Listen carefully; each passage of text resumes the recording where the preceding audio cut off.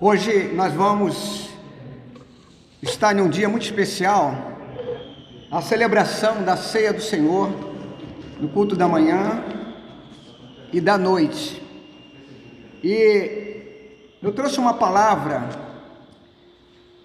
aqui sobre a grande importância que é nós termos conhecimento daquele que é o nosso Senhor e nosso Salvador.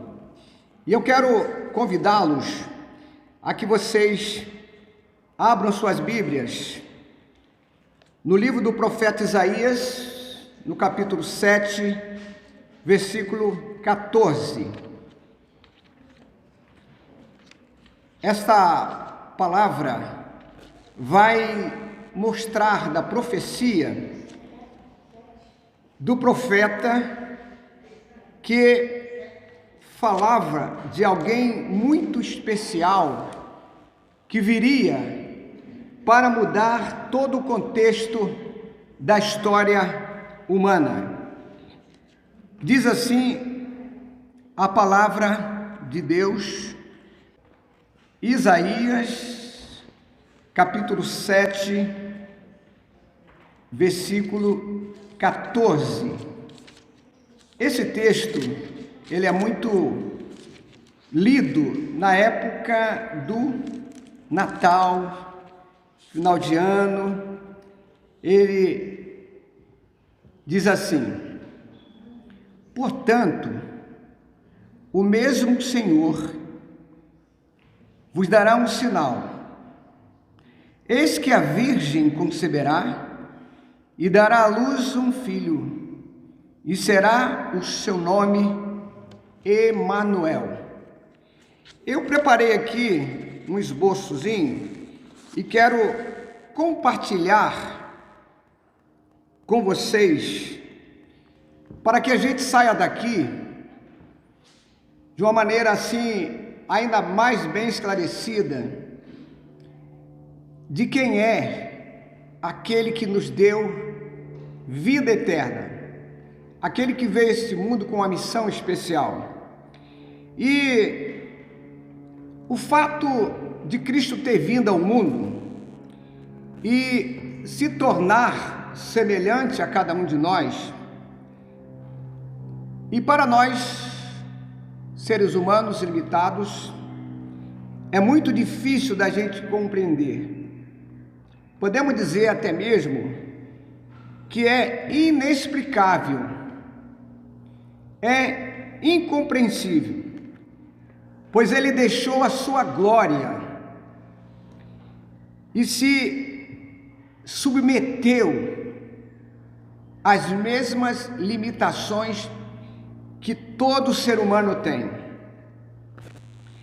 E a gente vai perceber que os escritores sagrados tiveram dificuldade de explicar quem é este Cristo que deixou a sua glória e veio a esse vale de lágrimas para mudar a nossa história. E aí no Evangelho de João, no capítulo 1, versículo 14, está escrito assim: e o Verbo se tornou carne e habitou entre nós, e vimos a sua glória, como a glória do unigênito do Pai, cheio de graça e de verdade. João 1,14. João capítulo 1, versículo 1, diz assim: no princípio era o Verbo, e o Verbo estava com Deus, e o Verbo era Deus. E aí você vai buscar o contexto histórico. Por que o evangelista João, ele vai pegar um termo, ele não achava palavras para explicar a grandiosidade do Senhor Jesus Cristo, então ele vai na língua da sabedoria, que é o grego, e ele vai buscar lá entre os filósofos e o que significa a palavra que ele traduziu por verbo na língua portuguesa. Quando você vai lá no original grego, é a palavra logos, que equivale a muita coisa. A palavra logos equivale à própria palavra, pensamento, inteligência e razão. Aí você vai ver o que os filósofos do passado eles tinham a respeito do logos. Aí você vai encontrar uma série de filósofos que tinham correntes diversas. Cada um filósofo tinha um pensamento sobre logos. E um dos grandes filósofos, chamado Heráclito, ele diz que logos é princípio cósmico, princípio cósmico. Aí você vai um pouquinho mais buscar Platão, um dos grandes filósofos respeitados. Todo aluno de filosofia estuda Platão, estuda Sócrates. Olha o que Platão disse sobre logos: a qualidade essencial de algo. Tem uma grande profundidade esse pensamento. Aí você vai a um grande filósofo chamado Aristóteles. Ele diz que logos é aquele que manifesta algo. Só pensamento elevado à questão do logos. Mas João, o evangelista, que no seu livro ele desenvolve uma explicação cristã sobre o logos, ele vai dizer que o logos é a segunda pessoa da Trindade. Então João vai classificar o Senhor Jesus como alguém divino que veio a este mundo, mas o fato que ele já existia. Quando ele nasce, ele já era antes da sua mamãe, que veio depois. É coisa de profundidade. Então, quando João, ele vai trabalhar isso aqui, João quer dizer que o logos não é pensamento, logos é uma pessoa que veio com uma missão: comunicar a realidade de Deus aos homens pela sua encarnação e sacrifício na cruz do Calvário. Assim, na doutrina cristã, o Logos é o Senhor Jesus Cristo, a segunda pessoa da santidade divina. E o Verbo, então, ele tinha uma natureza divina, algo muito importante, o Filho de Deus. Então, o Verbo, através da qual, olha a profundidade. Quando João escreve no princípio, ele está levando o início da criação. Lá em Gênesis 1 diz, o que está escrito em Gênesis 1? No princípio criou Deus os céus e a terra.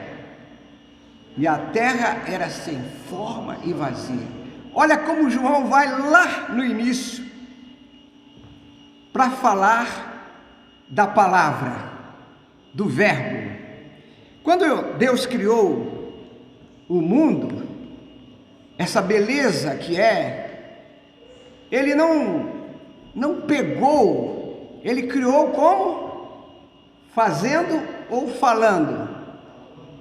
Quando ele cria as coisas, haja luz, haja isso, haja aquilo. Ele só pegou na massa quando foi criar o ser humano. Ele pega do pó da terra, faz um boneco, e você vai hoje ver que a química vai mostrar que os mesmos elementos que tem no pó da terra tem no nosso corpo. Então ele vai, pega esse boneco e dá vida, o sopro da vida. Então você e eu estamos vivos porque temos o sopro de Deus, algo muito superior.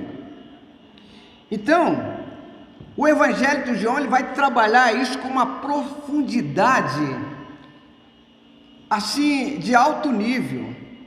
E eu creio que toda pessoa que tem um pouco de inteligência, que ele vai analisar isso, ele não vai ter outra alternativa a não se render a este Deus Todo-Poderoso que veio a este mundo para, sem interesse nenhum, para melhorar a nossa vida, para nos dar vida. E João então, ele vai falar que o Logos, que é Jesus Cristo, primeiro, é uma força criadora. Segundo, uma força controladora, que controla todas as coisas, que mantém o universo em perfeita ordem, porque Ele é que comanda tudo. E em terceiro lugar, João vai dizer que o Logos é uma pessoa que, embora deva ser identificada com Deus, não obstante, é uma pessoa distinta do Pai. Aí nós temos a doutrina da Trindade, Pai, Filho e Espírito Santo, uma triunidade que formam, então, assim, a Trindade divina. Assim, ele lança todo o alicerce da Trindade, que é algo que para muitos não encaixa.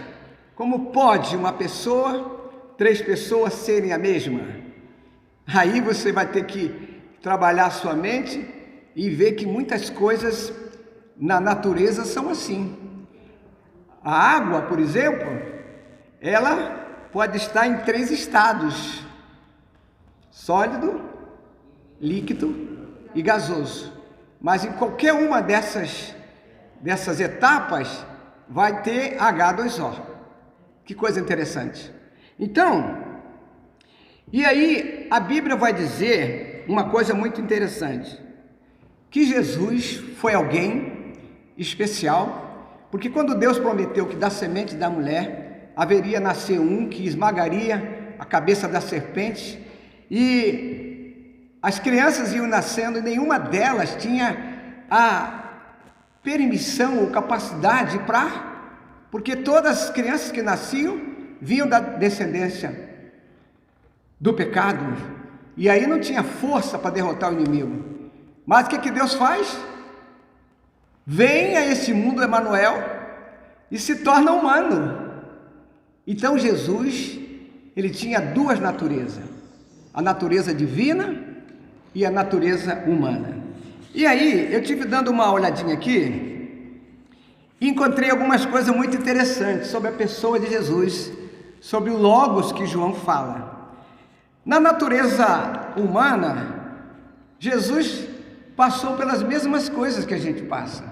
Jesus teve sede, teve fome. Lembra-se de quando Jesus estava passando por um lugar ao meio-dia, ele chega à beira de um poço, tinha uma mulher que era rejeitada pela sociedade, ela estava ali, meio-dia em ponto, onde nem camelo andava, e Jesus chega e ela está na beira do poço. Jesus: mulher, dá-me de beber. Então houve aquele diálogo que vocês conhecem, né? Jesus então, na natureza humana, ele passou pelas mesmas coisas que nós passamos, sentimos. Jesus se emocionou, chorou com a morte de seu amigo Lázaro, porque ele era humano, tem emoções. Na natureza divina, olha o contraste. Jesus, ele multiplica pães e peixes. Jesus então disse para aquela mulher samaritana, aí entra agora a natureza divina, João 4,10, quando ela diz assim: como sendo tu judeus, pede de beber a mim, que sou mulher samaritana?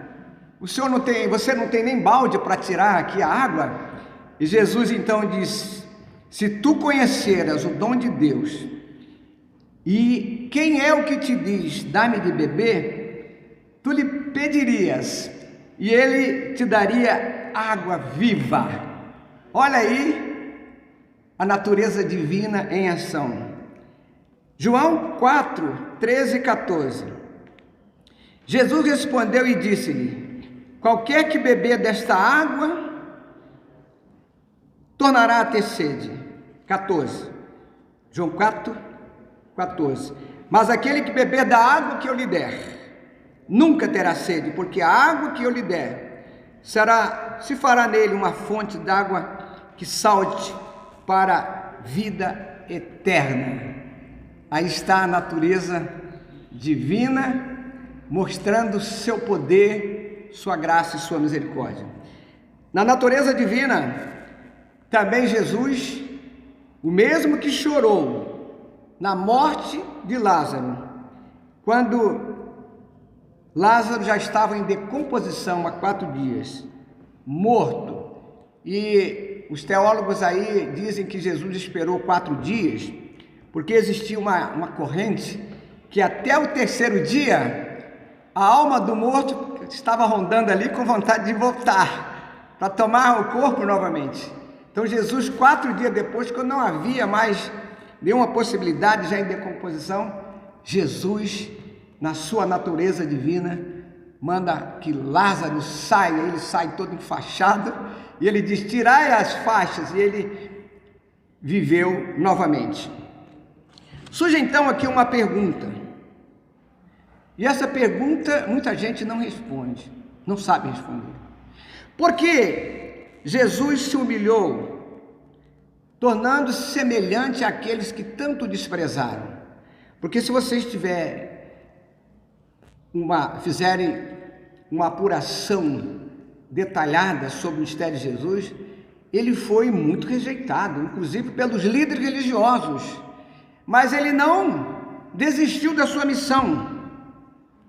Sabe que uma das respostas que eu encontrei, além de tantas outras, Filipenses 2, de 5 a 8.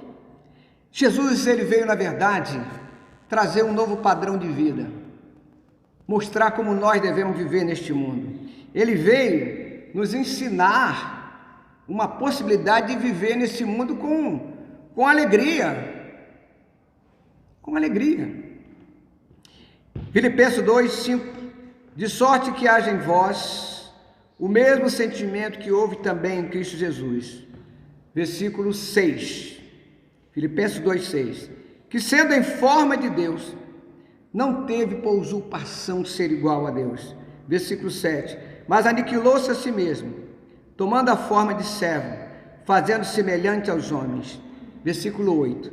E achado na forma de homem, humilhou-se a si mesmo, sendo obediente até a morte e morte de cruz.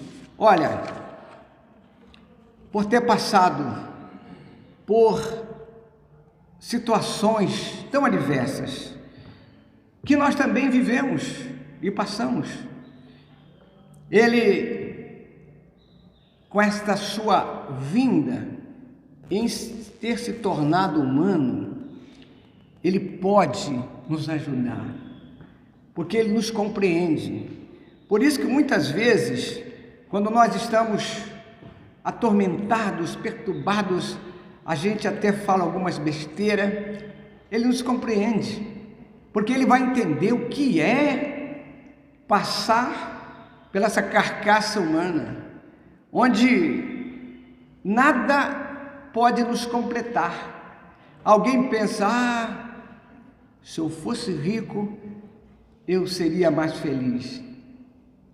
Você com certeza já conheceu ou conhece algum rico que daria a sua fortuna para ser feliz. Às vezes é alguém que tem um filho que vai por caminhos que nenhum dinheiro tira de lá. E Hebreus 2,18 diz assim: porque naquilo que ele mesmo sendo tentado, padeceu, pode socorrer aos que são tentados.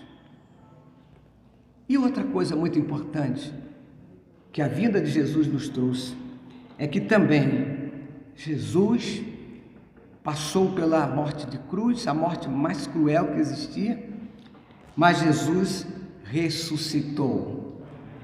Uma prova física e muito importante, pois Jesus, após a sua ressurreição, ele não passou pela decomposição. Seu corpo saiu de lá e foi visto por muito durante, se não me engano, 40 dias, onde ele pôde, já ressurreto, mostrar que há uma possibilidade também da gente acreditar e tomar posse. Então, a toda a experiência de Jesus, desde o seu nascimento, é uma prova muito importante, uma prova contundente do grande amor e da misericórdia de Deus em nosso favor. Ele veio fazer uma coisa fantástica, uma coisa que não tem preço, que muitas vezes a gente nem para agradecer. Jesus veio trazer a possibilidade, novamente, de comunhão de criatura com Criador. E a gente hoje, através do nome de Jesus, nós temos acesso direto ao Todo-Poderoso. Não precisamos de nenhuma ajuda de ninguém. Qualquer pessoa, no quarto, na sua casa, onde estiver, que faça uma oração ao nome de Jesus, através do nome de Jesus, essa ligação é direta com o Todo-Poderoso. A morte de Jesus na cruz do Calvário rompeu a separação lá no pecado original no Éden. Mateus 26, 28. Porque isto é o meu sangue, o sangue do Novo Testamento, que é derramado por muitos para a remissão dos pecados. Mas tem uma condição: eu e você precisamos tomar posse, aceitar o sacrifício de Cristo que foi feito em nosso favor. Eu quero que você recite comigo em bom som João 3,16. Porque Deus amou o mundo de tal maneira que deu seu Filho unigênito, para que todo aquele que nele crê não pereça, mas tenha a vida eterna. Amém? Então, e para finalizar com um texto fantástico, João 1,12. Talvez alguém sabe de cor. Estou olhando para Neto, hein? Neto deva saber. João 1,12. A tantos quantos o receberam, deu-lhe poder de serem filhos de Deus, aos que creem no seu, os quais não nasceram do sangue, nem da vontade da carne, mas de Deus. Amém? Que Deus nos abençoe